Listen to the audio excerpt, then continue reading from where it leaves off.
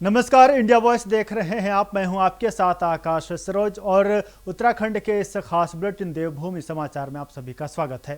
Bulletin की शुरुआत करते हैं इस वक्त की सबसे बड़ी और अहम खबर के साथ। तो आपको बता दें कि केंद्रीय शिक्षा मंत्री के इस्तीफे पर उत्तराखंड के मुख्यमंत्री पुष्कर सिंह धामी ने सोशल मीडिया के जरिए अपनी प्रतिक्रिया दी है।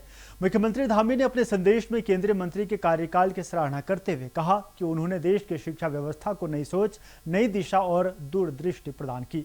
मुख्यमंत्री ने विशेष रूप से नई शिक्षा नीति यानी एनईपी को प्रभावी ढंग से लागू करने में उनकी महत्वपूर्ण भूमिका का उल्लेख किया। धामी ने कहा कि शिक्षा क्षेत्र में किए गए सुधार लंबे समय तक देश के विद्यार्थियों और भविष्य की पीढ़ियों के लिए लाभकारी साबित होंगे। उन्होंने केंद्रीय मंत्री के योगदान को प्रेरणादायक बताते हुए उनके उज्जवल भविष्य की कामना की।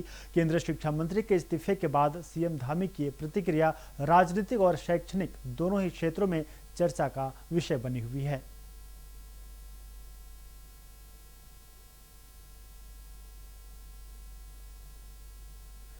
मुख्यमंत्री पुष्कर सिंह धामी ने संत शिरोमणि गुरु रविदास महाराज की 650वीं जयंती वर्ष के मौके पर आयोजित समरसता संकल्प अभियान की प्रदेश कार्यशाला में प्रतिभाग किया। उन्होंने संत रविदास महाराज को नमन करते हुए कहा कि उनके विचार आज भी समाज के लिए प्रेरणादायी हैं। मुख्यमंत्री ने कहा कि संत रविदास जी ने समानता, मानवता, सामाजिक न्याय का संदेश दिया। उन्होंने जाति, ऊंच नीच और भेदभाव जैसी कुरीतियों के खिलाफ जन जागरण किया। धामी ने कहा कि संत रविदास का संदेश था कि व्यक्ति की पहचान उसके कर्म, चरित्र और विचारों से होती है। उन्होंने मन चंगा तो कठौती में गंगा और बेगमपुरा की अवधारणा का उल्लेख करते हुए समतामूलक समाज निर्माण का आह्वान किया।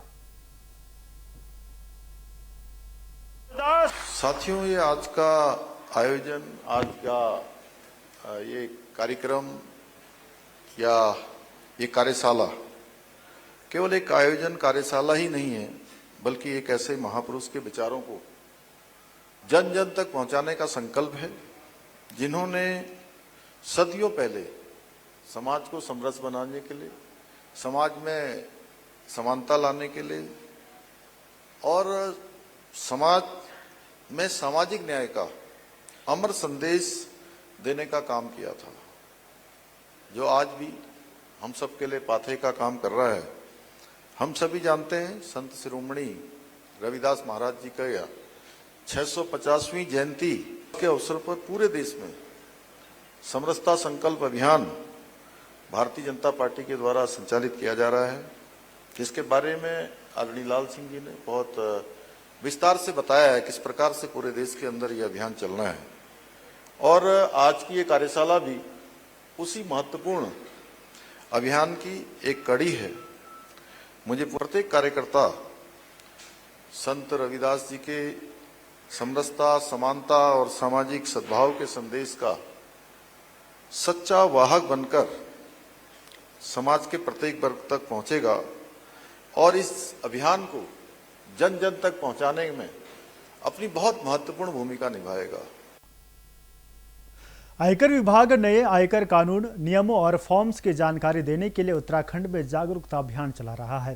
विभाग की ओर से हरिद्वार और देहरादून में आउटरीच कार्यक्रम आयोजित कर व्यापारियों, उद्योग जगत, अधिवक्ताओं और अन्य प्रतिनिधियों को आयकर अधिनियम 2025 में हुए बदलावों की जानकारी दी गई।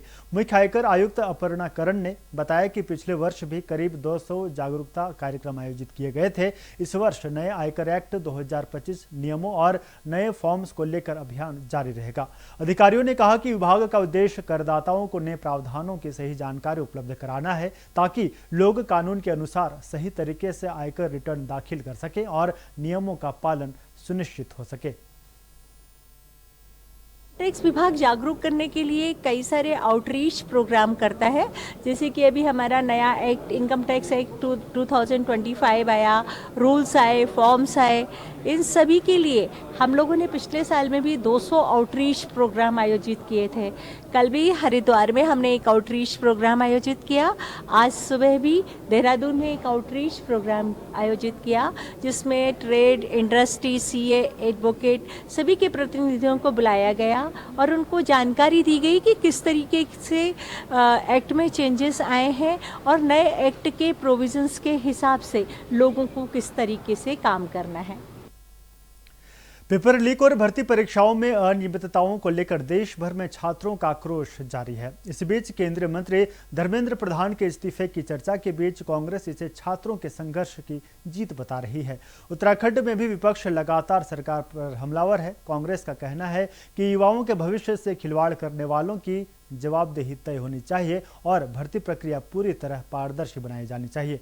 इस मुद्दे पर कांग्रेस के वरिष्ठ विधायक और पूर्व प्रदेश अध्यक्ष प्रीतम सिंह ने सरकार पर निशाना साधते हुए कहा कि छात्रों के लगातार आंदोलन का असर अब साफ दिखाई दे रहा है। उन्होंने कहा कि युवाओं की आवाज को दबाया नहीं जा सकता और सरकार को भर्ती परीक्षाओं में पारदर्शिता सुनिश्चित करनी होगी। देखिए हमारे संवाददाता अभय केंतिरा की रिपोर्ट। शिक्षा मंत्री धर्मेंद्र प्रधान की तरफ से प्रधानमंत्री को अपना इस्तीफा भेज दिया गया और अब इस इस्तीफे के बाद की जो सियासत है उस पर सीधे तौर पर कांग्रेस ये कह रही है कि राहुल गांधी की जीत है, छात्रों के उस आंदोलन की जीत है जिसमें वो लगातार मांग कर रहे थे। हमारे साथ बातचीत करने के लिए कांग्रेस के वरिष्ठ विधायक पूर्व प्रदेश अध्यक्ष प्रीतम सिंह जी, उनसे बातचीत करते। सर, पूरा आंदोलन छात्रों का चला, यूथ ने जिस प्रकार से अपना आक्रोश प्रकट किया, क्या सरकार उसे समझ नहीं पाई या उनकी मांगों पर सरकार सिर्फ अपने हठधर्मिता अपना रही? कभी कभी जब सरकार सत्ता के मद में मदमस्त हो जाती है तो उसे ये अंदाज़ा नहीं हो पाता है कि भविष्य में क्या होने वाला है, किस तरीके से इस देश का नौजवान साथी करवट बदलने वाला है। यही हुआ। नीट की परीक्षा प्रश्न पत्र लीक हुआ। लीक होने के बाद लगभग 20 छात्रों ने और छात्राओं ने आत्महत्या करने का काम किया और राहुल गांधी जी ने छात्रों की इस पीड़ा को देखते हुए देश के अंदर नौजवान साथियों की लड़ाई लड़ने का फैसला लिया। आपने देखा होगा जब देहरादून राहुल गांधी जी आए तो किस तरीके का कृत्य सरकार ने किया। क्या सरकार कभी ऐसा करती है कि एक लीडर ऑफ ओपोजिशन, राष्ट्रीय नेता आ रहा है और उसको परेड ग्राउंड में कार्यक्रम करने की जो है परमिशन ना दे? उसके बाद प्रदेश का मुख्यमंत्री जो है क्या आचरण करते हैं? अग्निवीर के नाम पर एक कार्यक्रम करते हैं। शाम को जब राहुल जी के कार्यक्रम का समय निर्धारित था उस समय एक मशहूर गायिका को बुलाने का काम करते हैं। लेकिन हुआ क्या? हुआ तो यही ना कि राहुल जी को सुनने के लिए युवा उमड़ पड़े। तो ये स्थिति है। ये राहुल गांधी की जीत नहीं है, ये नैतिकता की जीत है। देश के शिक्षा मंत्री ने आज तब इस्तीफा दिया जब जंतर मंतर पर जो है बेरोजगार साथी और छात्र जो है सरकार के खिलाफ संघर्ष करने का काम कर रहे हैं। और जिस तरीके से वहाँ पर केंद्र सरकार के इशारे पर पुलिस बल का प्रयोग किया गया है वो आप सबके सामने है। बर्बर लाठीचार्ज छात्र और छात्राओं पर किया गया, आंसू गैस के गोले छोड़े गए और असामाजिक तत्व भी उसमें सम्मिलित थे। और छात्राओं के साथ पुरुष पुलिस कर्मियों ने जो व्यवहार किया, मैं समझता हूँ कि ये विषय जो है जब कभी भी इतिहास लिखा जाएगा काले अक्षरों में लिखा जाएगा। इसीलिए पूरे देश के अंदर आपने देखा होगा कि छात्र छात्राओं या बेरोजगार साथियों में तो आक्रोश था ही, अभिभावकों में भी आक्रोश था और वो अपने छोटे छोटे बच्चों को लेकर के जो है जंतर मंतर पर गए। और जब कहते हैं ना सर के ऊपर से पानी गुजरता है तो तब जो है शिक्षा मंत्री का इस्तीफा लेने का काम देश के प्रधानमंत्री ने किया और देश का प्रधानमंत्री मौन। आज हालत क्या है?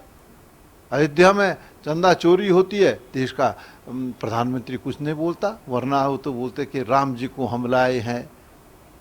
जब भूमि पूजन गया तब भी जो है देश के प्रधानमंत्री गए, जब ध्वजा उसका वो होना था तब भी प्रधानमंत्री गए, और जब चंदा चोरी हुई तो क्यों मौन है?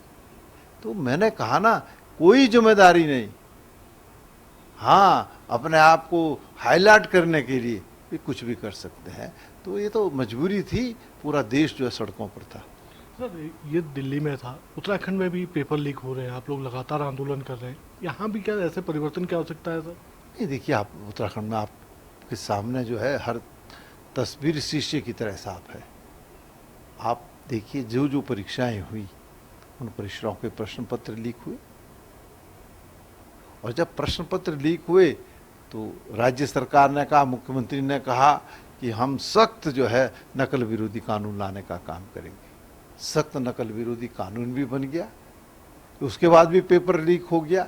तो अब हम भाजपा के नेताओं से पूछना चाहते हैं, मुख्यमंत्री से पूछना चाहते हैं, बताइए कहाँ है आपका सख्त नकल विरोधी कानून? उसका कहीं अता पता नहीं। इससे स्पष्ट परिलक्षित होता है कि नकल माफियाओं में और सरकार में गठजोड़ है और उस गठजोड़ के तहत ये पेपर लीक हो रहे हैं। युवाओं को क्या कुछ आप भरोसा देना चाहेंगे, क्या कुछ उनसे मांग करेंगे? नहीं, देखिए, जहाँ तक उत्तराखंड के हम नौजवान साथी या बेरोजगार साथी जो छात्र साथी हैं, उनको हम कहना चाहते हैं कि ये सरकार अगर छात्रों के हितों के विपरीत निर्णय लेगी तो कांग्रेस छात्रों की लड़ाई लड़ने का काम करेगी, उनके साथ लाभबद्ध होने का काम करेगी। और देखा भी गया है कि राहुल गांधी जी ने जो है छात्रों की इस मुहिम को लड़ने का काम किया और उन्होंने कांग्रेस का आह्वान भी किया कि कांग्रेस के लोग इस लड़ाई को लड़ने का काम करें। थैंक यू बातचीत करने के लिए।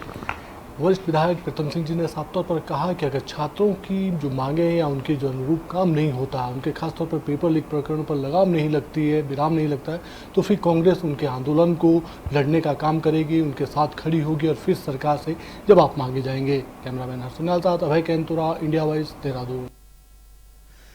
केंद्रीय शिक्षा मंत्री के इस्तीफे पर बीजेपी प्रदेश अध्यक्ष महेंद्र भट्ट ने कहा कि पीएम मोदी का यह निर्णय राष्ट्र भावना से लिया गया निर्णय है। बीजेपी प्रदेश अध्यक्ष ने कहा कि शिक्षा मंत्री शिक्षा के क्षेत्र में नवाचार किया था, बेहतर शिक्षा बनाने और उसका इम्प्लीमेंट करने का काम किया था और अब ये कोई जीत नहीं बल्कि युवाओं की भावनाओं को देखते हुए लिया गया फैसला है। कांग्रेस ने इसे राहुल गांधी और छात्रों के आंदोलन की जीत बताया है। पार्टी का कहना है कि युवाओं के लगातार विरोध और विपक्ष के दबाव के बाद सरकार को ये फैसला लेना पड़ा। वहीं पर बीजेपी का कहना है कि ये फैसला युवाओं की भावनाओं का सम्मान और राष्ट्रहित को ध्यान में रखते हुए लिया गया है। माननीय शिक्षा मंत्री जी का जो त्याग पत्र है वो एक बड़ा संदेश है। देश के अंदर युवाओं को गुमराह करते हुए जो परिस्थितियाँ निर्माण की जा रही थी, देश के अर्थव्यवस्था की परिस्थितियाँ निर्माण की जा रही थी, विदेशी शक्तियाँ जिसमें इन्वॉल्व थी और एक प्रकार से एक ऐसा वातावरण देश के अंदर खड़ा करने का प्रयास किया जा रहा था जिससे संशय बना हुआ था। आज शिक्षा मंत्री जी ने देश को प्रथम मानते हुए, राष्ट्र को प्रथम मानते हुए और राष्ट्र के अंदर इस प्रकार की परिस्थितियाँ निर्माण न हो जो देश के अंदर एक अविश्वास का वातावरण खड़ा करे, माननीय प्रधान जी ने वो त्यागपत्र दिया है और इस त्यागपत्र को इसी रूप में लेते हैं। देश के शिक्षा मंत्री धर्मेंद्र प्रधान जी का इस्तीफा ये युवाओं के संघर्ष की जीत है, छात्रों के संघर्ष की जीत है, राहुल गांधी जी के संघर्ष की जीत है, जज्बे की जीत है। ये इस्तीफा बहुत पहले हो जाता है तो निश्चित रूप में इतने छात्रों की जो उन्होंने आत्महत्या की, इतने छात्रों की ज़िंदगियां बच जाती। ये इस्तीफा अगर पहले हो जाता है तो जंतर मंतर पर जिस प्रकार से पूरे देश से छात्र और लोग जगह जगह से गए, उनका ये प्रयास, उनका ये समय, उनका ये सभी सामर्थ्य जाया नहीं होती। और संवेदनशील सरकार का ये काम होता है कि वो देश की नब्ज को समझे, लोगों की भावनाओं की कद्र करे और तद अनुरूप निर्णय ले। अतीत में ऐसे तमाम उदाहरण हैं कि मंत्रियों पर आरोप लगे और उस समय के प्रधानमंत्रियों ने सीधे तौर पर उस संबंधित मंत्री का इस्तीफा लिया। तमाम उदाहरण हैं। ये पहला मौका है कि जब एक मंत्री की इस प्रकार के गलती पर, माफियाओं से साठगांठ की बातें सामने आने पर, नकल माफिया के साथ संबंध होने की बात आरोप लगने पर, उसके बावजूद प्रधानमंत्री ने इस्तीफा लेना उचित नहीं समझा था। तानाशाही के बल पर चाहते थे कि हम संघर्ष को रौंद देंगे, लेकिन आज ये इस भावना की जीत हुई है, छात्रों की एकता की जीत हुई है, उनके संघर्ष की जीत हुई। बात करेंगे हरिद्वार की, तो हरिद्वार में कांवड़ यात्रा को लेकर अखाड़ा परिषद के अध्यक्ष श्री महंत रविंद्र पुरी ने कांवड़ियों से अनुशासन और मर्यादा के साथ यात्रा करने की अपील की है। उन्होंने कहा कि कांवड़ यात्रा आस्था, श्रद्धा और सेवा का प्रतीक है, इसलिए सभी शिव भक्तों को नियमों का पालन करते हुए शांतिपूर्ण ढंग से यात्रा पूरी करनी चाहिए।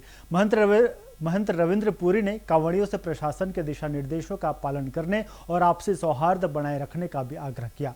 उन्होंने कहा कि अनुशासित और संयमित यात्रा से सनातन परंपरा की गरिमा बनी रहेगी और अन्य श्रद्धालुओं और स्थानीय लोगों को भी किसी प्रकार की असुविधा नहीं होगी। उन्होंने सभी शिव भक्तों को सुरक्षित, सफल और मंगलमय कांवड़ यात्रा की शुभकामनाएं दी। भगवान आशुतोष शिव की नगरी दक्षेश्वर महादेव कनखल, ये भगवान शिव के ससुराल है हरिद्वार। और प्रत्येक वर्ष की भांति इस वर्ष भी जो कांवड़ यात्री हमारे भाई बहन हैं, कुछ लोग गंगोत्री से जल लेके आते हैं, कुछ देवप्रयाग से, कुछ ऋषिकेश से, कुछ हरिद्वार से, तो उन सब से मेरी पहले तो यही अपील है, जिस प्रकार से भगवान परशुराम जी ने तपस्या के भाव से गंगा जल को धारण करके पूरा महादेव जो मेरठ में पड़ता है, और ऐसे अनेकों शिव मंदिरों में उन्होंने जल अभिषेक किया। उसके बाद में श्रवण कुमार जी जो राजा दशरथ के बुआ के पुत्र थे, उन्होंने अपने अंधे माता पिता को कांवड़ बना करके 64 तीर्थ और 68 धाम की यात्रा करवाई और हर जगह जल को ग्रहण करके भगवान शिव का अभिषेक किया। इसलिए जितने भी भाई बहन नौजवान बंधु यहाँ कांवड़ लेने आते हैं, उन सब से हम साधु समाज की अपील है कि अनुशासन का आप पालन करें। और ये तपस्या की जो है एक फल प्राप्त कैसे होगा, आधुनिक जो यंत्र हैं उसका उपयोग कम से कम करें। पुलिस प्रशासन के द्वारा जो नियमावली बनाई जाती है उसका आप सब लोग पालन करें। हम सब धर्माचारी हैं, धार्मिक जितने संगठन हैं, जितनी धर्मशाला समितियां हैं, आश्रम हैं, होटल वाले हैं, फैक्ट्री वाले हैं, सभी लोग आपका स्वागत करते हैं। हर जगह आपके खाने की, मेडिकल की, फल फ्रूट की सारी व्यवस्था हम लोग एक भगवान शिव के प्रतिनिधि के रूप में आपका यहाँ स्वागत करते हैं। लेकिन आपसे भी हम ये आशा करते हैं कि देवभूमि की मर्यादा और उसकी पवित्रता को आप बनाए रखें, गंगा को आप स्वच्छ रखें, क्योंकि पर्यावरण की शुद्धि के लिए ही जल की कलश यात्रा निकाली जाती है। इधर कोटद्वार नगर निगम ने स्वच्छता पखवाड़ा और हरेला पर्व के तहत शहर में स्वच्छता और पर्यावरण जागरूकता रैली का आयोजन किया। रैली में विभिन्न विद्यालयों के छात्र छात्राओं ने उत्साहपूर्वक भाग लिया। विद्यार्थियों ने स्वच्छता, प्लास्टिक मुक्त शहर और अधिक से अधिक पौधारोपण के संदेश वाले स्लोगन के माध्यम से लोगों को जागरूक किया। उन्होंने नागरिकों से अपने आसपास साफ सफाई बनाए रखने और पर्यावरण संरक्षण में सक्रिय भागीदारी निभाने की अपील की। नगर आयुक्त PL शाह ने बताया कि शासन के निर्देश के मुताबिक 16 से 25 जुलाई तक स्वच्छता और पर्यावरण जन जागरूकता अभियान चलाया गया। उन्होंने कहा कि जन भागीदारी से ही शहर को स्वच्छ और हरा भरा बनाया जा सकता है। कार्यक्रम के समापन पर सभी प्रतिभागियों को स्वच्छता और पर्यावरण संरक्षण की शपथ भी दिलाई गई। शासन के आदेश के अनुसार ये स्वच्छता पखवाड़ा हम लोगों ने मनाया है और इसी महीने हमारा हरेला पर्व भी था, तो उसी को ध्यान में रखते हुए आज जो है ये स्वच्छता रैली उसी अभियान का पार्ट था। और इसमें ये संदेश दिया गया कि जब तक प्रत्येक व्यक्ति अपने कूड़े की जिम्मेदारी नहीं लेगा, तब तक जो है हम शहर को कूड़ा मुक्त नहीं कर सकते हैं। आज जैसे आप देखते हैं कि कई बार नालियां चौक हो जाती हैं, सड़कों में पानी, कई जगह पे जो है नालियों से सड़कों में पानी आ जाता है, तो उसका एक जिम्मेदार कोई एक विशेष निकाय ही नहीं है, बल्कि हम सभी लोग हैं। क्योंकि जब तक हम ये संकल्प नहीं लेंगे और ये जागरूक नहीं होंगे कि हमें अपने प्लास्टिक को, अपने कूड़े को सही ढंग से डिस्पोजल करना है और कूड़े को कूड़े गाड़ी में ही डालना है, तब तक जो है ये उम्मीद करना कि शहर साफ हो जाएगा थोड़ा सा असंभव है। मेरा नाम मीनाक्षी है और मैं हैप्पी चिल्ड्रंस अकेडमी से हूँ और मेरा यह मानना है कि हमें पर्यावरण को स्वच्छ बनाना चाहिए ताकि हमें शुद्ध हवा, स्वच्छ भोजन और अतिरिक्त हवा मिले। हमें अच्छे से जो प्लास्टिक हम यूज करते हैं उसका कम उपयोग करना चाहिए और कपड़े के थैले ज्यादा यूज करनी चाहिए। हमारे यहाँ बहुत सारे प्रिकॉशंस लिए जाते हैं जिससे हम अपने भारत और अपने पर्यावरण को बचा सकते हैं। जैसे कचरा कम करना और कचरे को अलग अलग डब्बों में फेंकना, जैसे लाल डब्बा, हरा डब्बा, नीला डब्बा और काला डब्बा। इससे हम कचरे को अलग अलग कर सकते हैं और अपने पर्यावरण को बचा सकते हैं। और हमने और पेड़ लगाने का भी वचन लिया है। जितने जितने हम पेड़ लगाएंगे वैसे ही अपना हमारा पर्यावरण उगेगा और स्वच्छ और आनंदमय रहेगा। इधर मुख्य सचिव आनंद वर्धन की अध्यक्षता में सचिवालय में वित्त समिति की बैठक आयोजित की गई, जिसमें विभिन्न विभागों के प्रस्तावों को मंजूरी दी गई। बैठक में मुख्य सचिव ने पंपिंग पेयजल योजनाओं को सौर ऊर्जा आधारित बनाने की संभावनाएं अनिवार्य रूप से शामिल करने के निर्देश दिए। उन्होंने नियोजन विभाग को इस संबंध में शासन आदेश जारी करने को कहा। मुख्य सचिव ने कंसल्टेंट्स को परियोजना लागत के प्रतिशत के आधार पर फीस देने पर नाराजगी जताई और लंबसम भुगतान के पूर्व निर्देशों का पालन सुनिश्चित करने को कहा। उन्होंने परियोजनाओं की लागत में अप्रत्याशित बढ़ोतरी के मामलों को गंभीरता से लेने और गलत लागत आकलन करने वाली एजेंसियों पर कार्रवाई के निर्देश दिए। साथ ही नियोजन विभाग को लोक निर्माण विभाग के सहयोग से कॉस्ट वेरिएशन की गाइडलाइन तैयार करने के निर्देश भी दिए।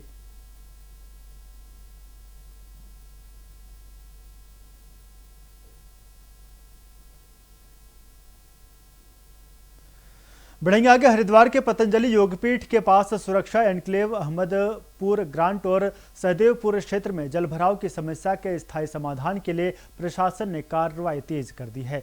डीएम मयूर दीक्षित के निर्देश में अपर जिलाधिकारी वैभव गुप्ता की अध्यक्षता में बैठक आयोजित कर संबंधित विभागों को आवश्यक निर्देश दिए गए। सुरक्षा एन्क्लेव में पंपिंग स्टेशन और लगभग 700 मीटर नाले के निर्माण के लिए सिंचाई विभाग रुड़की को डीपीआर तैयार करने को कहा गया है। डीपीआर स्वीकृत होने के बाद एचआरडीए पंपिंग स्टेशन का निर्माण कराएगा। तब तक तहसील रुड़की को पंपों के माध्यम से जल निकासी जारी रखने के निर्देश दिए गए हैं। अहमदपुर ग्रांट और सहदेवपुर में अतिक्रमण हटाने, नालों की सफाई, चैनलाइजेशन और पुलिया निर्माण के लिए भी संबंधित विभागों को शीघ्र कार्रवाई के निर्देश दिए गए।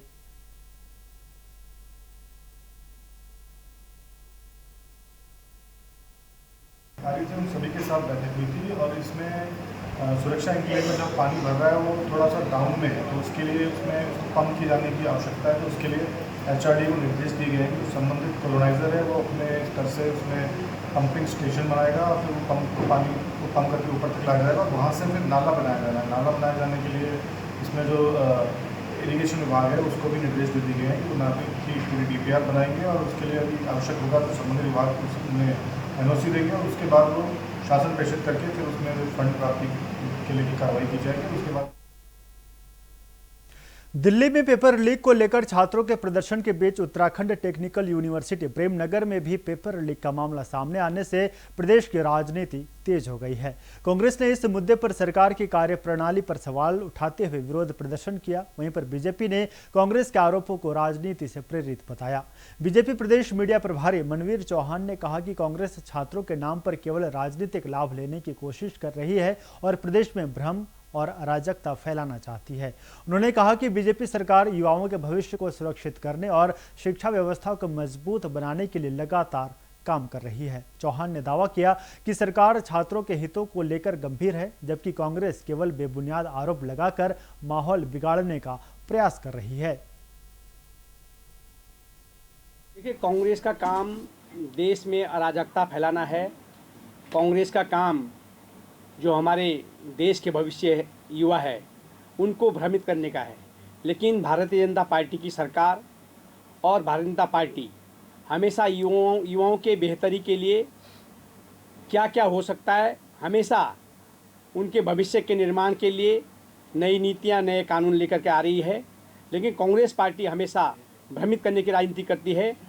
U2U का जो वो उनका जो प्रदर्शन है वो कहीं ना कहीं छात्रों को भ्रमित करने का उनका कार्यक्रम है।